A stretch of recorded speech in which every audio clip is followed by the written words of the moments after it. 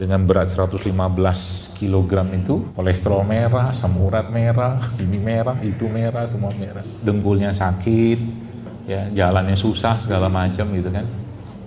Lambungnya bermasalah. Ibu tahu dia ngobatin dirinya pakai apa? Setengah jam sehari. Buat lu sterak banget sekarang.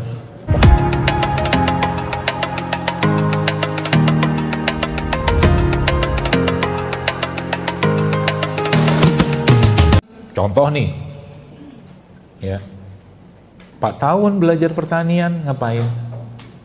Ya, gitulah, males saya ngomongnya. Sama juga dengan belajar kesehatan, kedokteran, sama aja. Sekian tahun, saya kemarin ketemu dokter. Ya bukan saya merecehkan, bukan, tapi ya diabetes belum sembuh, kencing manis belum sembuh, sama kan, darah tinggi belum sembuh, apalagi autoimun nggak bisa sembuh, udah gitu aja. Sekian banyak tumbuhan di muka bumi ini, kayak nggak ada satupun yang bisa dipakai buat ngobatin dan nyembuhin. Ya, bahasa dipakai ya bahasa terkontrol, oke lah. Ya. Jadi akhirnya apa? Makanya kemarin kalau Anda yang lihat live saya hari Ahad apa Sabtu kemarin itu, dengan seorang bapak-bapak itu pelajarannya banyak sekali. Awalnya beratnya 115 si bapak itu. Istrinya nggak bisa hamil, setiap hamil gugur, ternyata autoimun. Yang bapak saya pakai baju kuning itu kan, kalau ada lihat. Terus dia ngobatin istrinya yang autoimun. Dan standar lah ketika bicara tentang teori kedokteran sekarang gitu kan, ya nggak bisa sembuh lah, apalah ini segala macam, dan harus minum obat seumur hidup seterusnya. Dia pun juga sama, apalagi dengan berat 115 kg itu, ya jalan sebentar udah ngap-ngap. Bapak Ibu tahu dia ngobatin dirinya pakai apa? Sampai akhirnya dibilang semua medical check up dia itu merah semua. Nggak ada yang hitam. Kolesterol merah, asam urat merah, ini merah, itu merah, semua merah. Ngobatinnya pakai apa coba? Oh. Ngobatinnya pakai jalan kaki. Jalan kaki. Setengah jam sehari jalan kaki dia. Subhanallah. Sampai sekarang berat badan itu 80-an something lah. Sudah ikut half marathon. Buat lu sterak banget sekarang. Modal itu yang pertama. Maka kan disuruh bergerak sebenarnya kita tuh. Jangan mager tuh setan. Mager setan, baper setan, itu kerjaan setan semua. Dikit-dikit baper. Apalah cerita hidup kayak begitu terus. Itu yang pertama. Dia nonton lah kan. Saya seneng aja gitu kan. Ustadz dia bilang, dok makasih ya, dia bilang resepnya mana sih pun gak tahu. Video di YouTube kan mungkin ratusan kali itu, yang di share orang tanpa keterangan pun ribuan kali. Saya cuman, nah ini sih ilmunya lagi, ninggalin 3 atau 4 hal doang. Dia bilang, saya perbaiki makanan, saya stop gula pasir, saya stop tepung terigu, saya stop minyak goreng, sama saya stop santan. Itu doang. Sempat ikut program diet apa gitu Pak? Enggak, dia bilang, itu aja. Tiap hari jalan konsisten 7 bulan. Jadi selama 7 bulan itu turun berat badannya. Jadi dia makin sehat badannya, cerita gitu doang. Jadi makan dijaga ya makan jaga. Istrinya melakukan hal yang sama. Akhirnya yang terjadi apa? Subhanallah.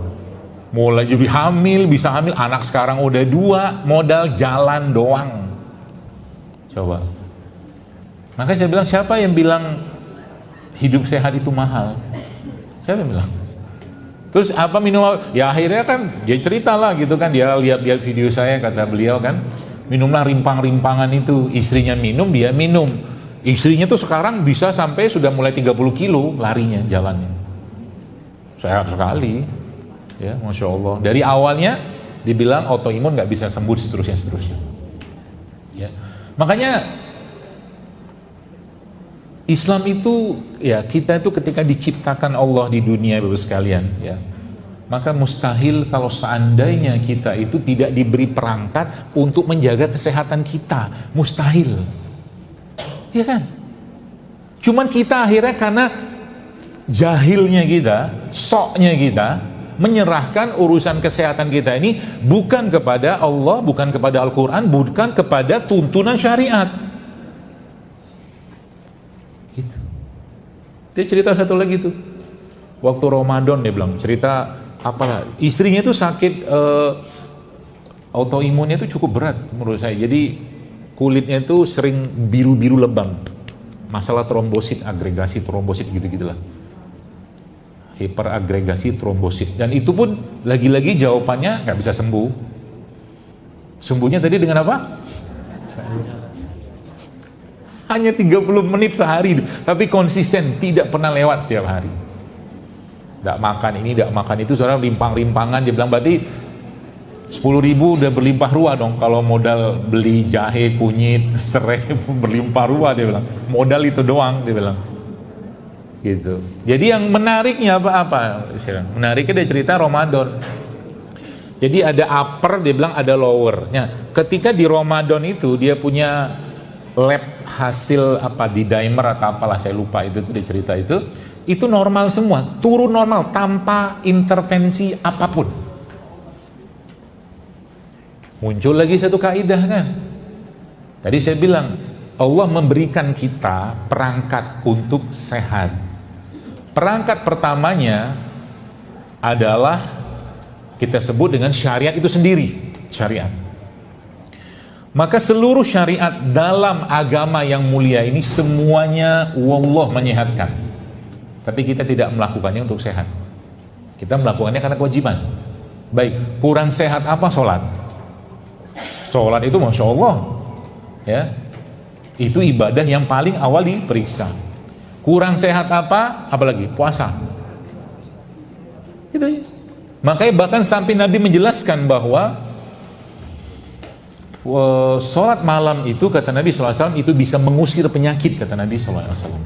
Mengusir penyakit. Berarti sholat malam itu tools nggak? Tanda kutip tools. Jadi kalau Anda mau, sekarang kan lagi musim-musim glowing segala macam. Ya, Nabi udah bilang orang yang sholat malam itu, kata Nabi SAW, wajahnya bercahaya. Glowing kan? Nanti saya jelaskan versi lain supaya glowing tanpa sholat malam apa, banyak. Ya, banyak. Karena glowing itu cuma butuh kolagen kan. Kolagen itu dapatnya dari mana? Banyak. Nih, kolagen, sumber kolagen. Tulang, sapi, kambing, ceker ayam, ya, cangkangnya telur, itu semua kolagen. Kemudian disebutnya itu cartilage itu kayak bagian yang kayak dengkul gitu. Jadi kikil itu bagus sebenarnya. Ya. Nah, santan itu jangan masalah kan. Tapi kikilnya oke buat kolagen itu. Nah, pakai kemarin ada ibu-ibu nih. Mungkin di sini kan atau wanita ya, perempuan ya. Perempuan tuh ibu sekalian yang mempertahankan elastisitas tulang, elastisitas otot dan sendi mereka, dan kekuatan tulangnya mereka itu adalah estrogen, hormon wanita. Nah, 40 tahun dia turun tuh, ya kan, turun. Bagaimana caranya supaya dia tetap stabil dan tubuhnya itu tidak sakit-sakitan? Karena biasanya sudah kayak gitu tuh tulang pasti akan ngomel, dengkul tulang. Caranya banyak. Cara tanpa apapun adalah latihan beban. Latihan beban. Beban kehidupan, beban suami, beban istri. Beban sendirilah. Ya, push up, itu kan beban. Kalau Anda punya di rumah barbel, ini juga ini beban. Tapi ngerjainnya 100. Kan pegel juga tuh. Tapi ngerjainnya pun ada ilmunya. Bukan gini, bukan. Tarik, buang, gitu. Buang. Ada main nafasnya. Itu latihan beban. Apalagi gerakan misalkan, contoh squat, kelihatan beban, push up, plank, squat gitu-gitu lah. Ya. Kalau mau yang pakai sesuatu bahan, nah tadi tuh tulang-tulangan tadi tuh. Makanya kemarin ibu-ibu, bukan ibu-ibu sih, anaknya ibu-ibu. Anaknya ibu-ibu tuh konsul ke saya beberapa waktu lalu lah, saya lupa juga. Dia cerita ibunya yang dengkulnya sakit, ya jalannya susah segala macam gitu kan. Lambungnya bermasalah, saya bilang minum aja, saya bilang bone broth, kaldu tulang itu loh. Kaldu tulang. Tulang apa? Ya terserah lah, tulang sapi boleh, tulang kambing boleh, tapi boleh, kambing boleh, tapi kalau dia mau keluar si kolagennya itu, Anda harus rebus dengan api kecil minimal 8 jam. Kenapa wow? Biasa aja. Mikirnya gas habis gitu kan. Apinya kecil, nanti gas habis beli lagi lah. Apa masalahnya? Kalau nggak ada gas lagi pakai kayu. Hidup kenapa dipersulit sih? 8 jam. Mau ideal, mau lebih bagus lagi 16. Pakai api kecil. Sudah? Nah, kalau sudah diam dulu. Sepertinya banyak anak-anak TK di sini. Yang butuh panduan cara menghadiri kelas. Ya. Nah itu kan asik, diem gitu, tenang. Diminumnya 100 cc sehari. Terus ya kambingnya berapa? Saya pernah beli kapan hari itu nyobain di kota wisata, kan ada pasar modern itu kan. Beli di situ kaki kambing aja saya beli. Kemudian saya kasih air, ya kaki kambing mungkin 1-2 kilo lah ya, kasih air secukupnya lah. Yang penting dia bisa tenggelam di situ. Ya kasih bumbu-bumbu lah, bawang merah, bawang putih segala macam. Jadilah di benda itu kan jadi agak kayak berminyak gitu kan. Itu kan bukan minyaknya sebenarnya, tapi itu kolagennya lah kurang lebih gitu. Nah, itu minum tiap hari 100 cc. Nanti kalau nggak habis masukin kulkas saja. Tapi ada tapinya, ada ilmunya lagi tuh. Kolagen itu sintesisnya dia akan sangat baik kalau dia ketemu dengan dua benda ini. Yang pertama vitamin C, yang kedua kuper. Kurang pergaulan. Kuper COOPER, zaman dulu tabel kimia unsur periodik itu loh, tembaga. Berarti kita makannya sama tembaga? Ya bukan juga. Jadi nanti setelah mau masaknya bareng sama hati boleh, karena hati itu sumber kuper. Ya. Jadi dimasak sama hati, atau nanti hatinya dipisahkan, nanti kuahnya itu campurin hati. Nah, tapi vitamin C-nya mau dapat dari mana? Cabai atau black pepper, lada hitam. Gitu. Ya, jadi waktu masaknya itu, ya, waktu Anda masak itu tuh masukin di situ lada hitam, masukin situ cabai yang gak usah pedes-pedes, ngambil vitamin C-nya aja. Tapi cabai itu memang semakin pedes semakin tinggi vitamin C-nya. Tapi zaman sekarang tenang aja, karena kan peradaban pertanian kita kan sudah rusak, ya kan?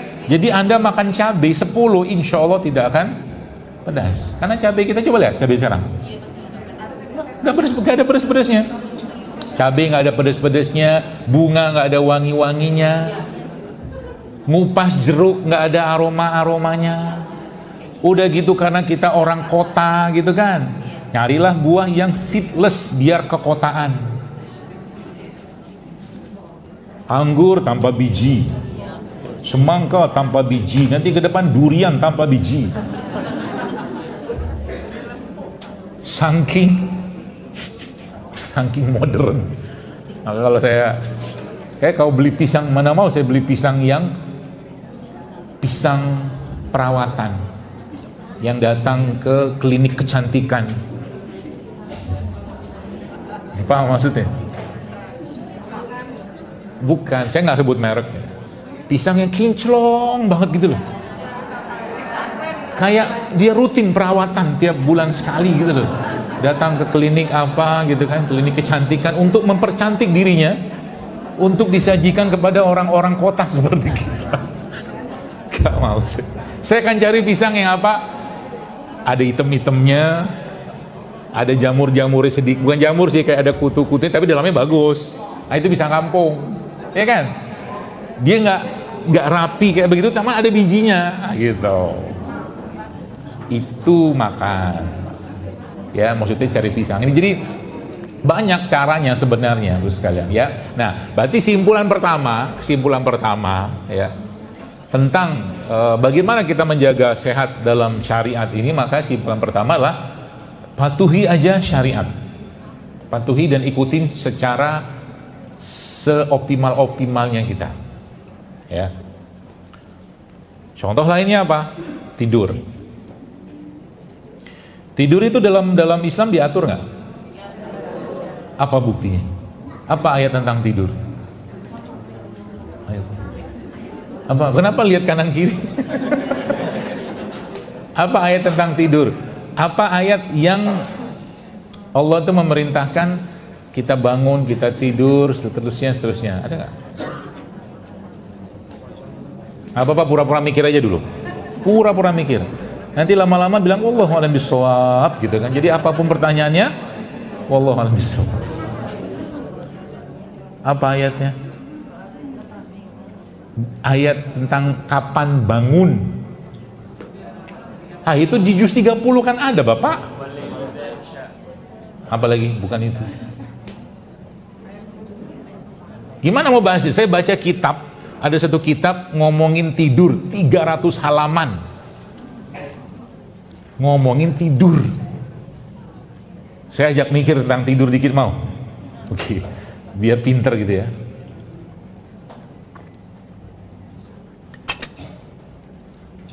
Kan begini. Orang mati itu kan ruhnya diangkat, nggak dibalik lagi ke jasad. Oke? Terus dia mati kan? Jantung masih kerja nggak? Nggak lah kalau mati. Paru-paru kembang kempis nggak? Nggak. Selesai mati. Ruhnya diangkat. Nah, saya tanya sekarang, orang tidur tuh ruhnya diangkat nggak? Iya kan? Allah genggam. Kan bahasa hadisnya gitu kan? Orang tidur itu ruhnya Allah genggam. Kalau belum ajalnya Allah balikin. Tapi kenapa jantung kita bekerja? Ayo. Kenapa jantung bekerja? Semua sistem masih bekerja. Kita masih bernafas, jantung bekerja. Coba kenapa? Padahal ruhnya diangkat. Ya kalau jawaban sederhana, ya karena kuasa Allah Subhanahu wa taala. Nggak usah diskusi lah kali itu.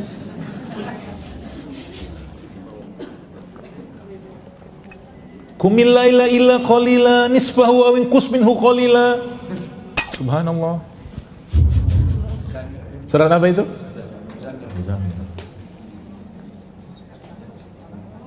Bangunnya ya ayyuhal mudaththir qum fa'anzir. Bangun kan? Itu ayat tentang bangun tidur nggak? Bangun tidur lah. Buat siapa? Buat Nabi ya, buat kita ya. Jadi kapan bangun yang terbaik? Sepertiga malam. Bukan nonton bola. Boleh nggak? Boleh, nggak dilarang.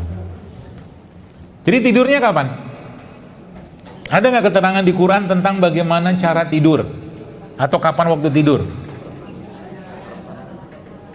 Kayaknya sih nggak ada. Cuman Allah katakan wa ja'alnal laila apa? Wa ja'alnal laila libasa. Libas itu apa? Pakaian kan? Jadi kapan tidur?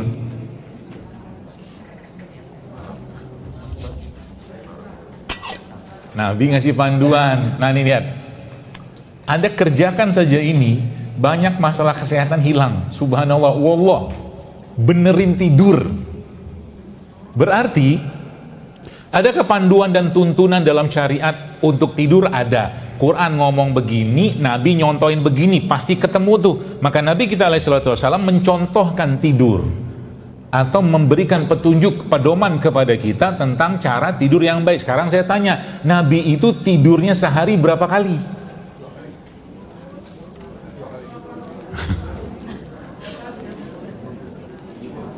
Coba. Bisa jawab nggak? Berapa kali? Kapan saja tidurnya Nabi? Nabi itu tidurnya kapan?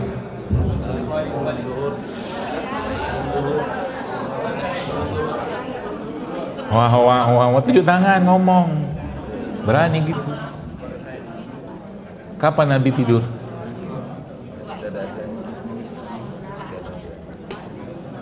Oh, di jam 10, udahlah, jangan lama. Nabi itu tidur. Kapan Nabi nggak mau tidur? Kapan Nabi tidur? Nabi akan tidur siang. Ya, Nabi akan tidur yang kita sebut dengan tidur siang itu, qailullah itu loh. Tidur. Nabi tidak menyukai tidur habis asar. Oke. Nabi tidak menyukai tidur habis subuh. Kan? Terus Nabi tidurnya Nabi itu rata-rata ba'da Isya. Ada Isya tidurnya. Nanti malam Nabi sholat tuh sepertiga malam. Nah sekarang hitung sepertiga malamnya kita tuh jam berapa? Nah itu kan. Itu Nabi bangun, bukan tidur. Nah, Nabinya tidur, kita bangun, Nabinya bangun, kita tidur. Berantakan urusan kita. Terus nanti, sholat Nabi kan terus menjelang subuh. Azanlah sahabat. Siapa yang azan? Ada 2 muazzinnya Nabi. Ya Bilal, satu lagi siapa? Umar bin Khattab. Nah itu Ustaz saya sampaikan. Nah, Ustaz jangan bocorin apa, biar cepat. Terus Nabi waktu Abdullah bin Maktum radhiyallahu anhu azan, beliau tidur, istirahat. Itu tidur terbaik juga itu. Sekitar setengah jam menjelang azan subuh. Itu the best tidur itu. Jadi misalkan subuh 4:30 tuh. Jam 4 itu kalau mungkin bahasa kita tuh si Abdullah bin Maktum ini azan. Nah, itu Nabi tidur tuh. Azan untuk apa? Membangunkan, mempersiapkan untuk sholat subuh. Wah, bagus juga ya kalau saya jam 4 kurang 5 bangun, kemudian sholat tahajud 2 rakaat, witir 1 rakaat, habis itu saya tidur jam 4 sampai setengah 5. Pelit bener jadi orang gitu ya. Sama Allah aja masih berhitung-hitung. Gitu, tidur kan nanti kan, gitu. Jadi berapa kali itu ada 3 kan? Tidur. Maka benerin tidur atau tidur yang bermasalah, Anda buka literasinya deh. Anda buka literasinya, ibu bapak sekalian buka literasinya. Tidur yang bermasalah itu mereka sebutkan dalam penelitian-penelitian, dia bilang tuh associated with cancer. Berhubungan dengan insidensi tumbuhnya kanker gara-gara kurang tidur. Yang pertama, yang kedua apa? Kurang tidur itu akan berasosiasi dengan naiknya berat badan. Gitu. Banyak ceritanya. Kalau sudah perintah secara syariat itu dilanggar, maka pasti akan menderita ini.